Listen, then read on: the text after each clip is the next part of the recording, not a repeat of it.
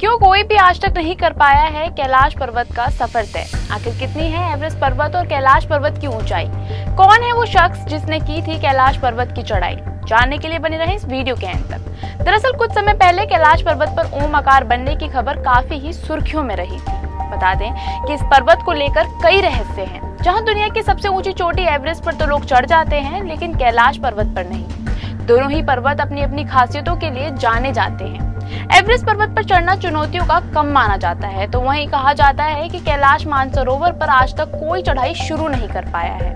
तो चलिए आज इस वीडियो के जरिए हम आपको बताएंगे क्या है इसका रहस्य।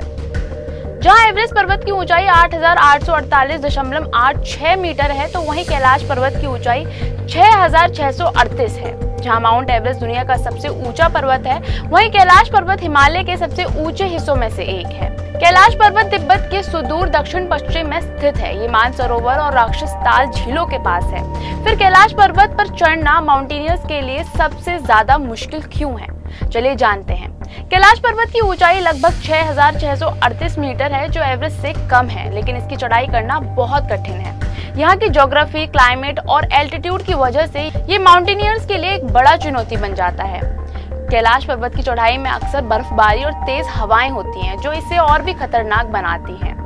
इसके अलावा इस क्षेत्र की नेचुरल फीचर्स और पत्थरों की संरचना भी चढ़ाई को कठिन बनाती है। कैलाश पर्वत का धार्मिक महत्व बहुत गहरा है। ये हिंदू धर्म में भगवान शिव का निवास स्थान माना जाता है। इसके अलावा बुद्ध धर्म में इसे कांता के रूप में जाना जाता है। जैन धर्म के फॉलोअर्स भी इसे एक पवित्र स्थल मानते हैं। इसके चारों ओर की यात्रा, जिसे कैलाश परिक्रमा कहा जाता है, न केवल भक्ति का एक हिस्सा है, बल्कि ये आत्मा की शुद्धि का एक माध्यम भी है। धार्मिक मान्यताओं के कारण इसे एक अविनाशी पर्वत माना जाता है, और यही कारण है कि कोई भी इस पर चढ़ाई करने की हिम्मत नहीं करता। कैलाश पर्वत पर चढ़ाई करने का एक और महत्वपूर्ण पहलू मानसिक तैयारी है। माउंटेनियरिंग केवल फिजिकल स्ट्रेंथ का टेस्ट नहीं है, बल्कि ये मेंटल टफनेस का भी खास हिस्सा है। कैलाश पर्वत पर चढ़ने के लिए व्यक्ति को न केवल फिजिकली फिट होना चाहिए, बल्कि उसे मेंटली भी तैयार रहना चाहिए। धार्मिक मान्यताओं के कारण यहाँ की यात्रा में स्पिरिचुअल एस्पेक्ट्स भी जुड़ा होता है, जो व्यक्ति को मानसिक रूप से अफेक्ट कर सकता है। कई लोगों ने कैलाश की चढ़ाई करने की कोशिश की है, लेकिन कोई भी व्यक्ति अपनी कोशिशों में कामयाब नहीं हो सका।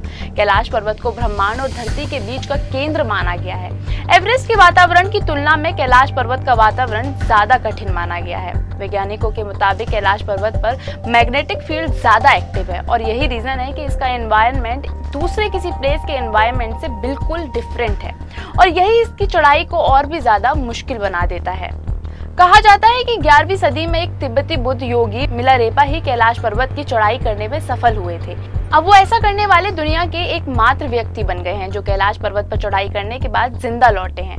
हालांकि समय समय पर कई लोगों ने कैलाश पर्वत पर चढ़ाई करने की कोशिश की, लेकिन आज तक कोई भी कामयाब नहीं हो पाया। ऐसी ही और भी वीडियोस को देखने के लिए फॉलो और सब्सक्राइब करें इंस्टा फीड को।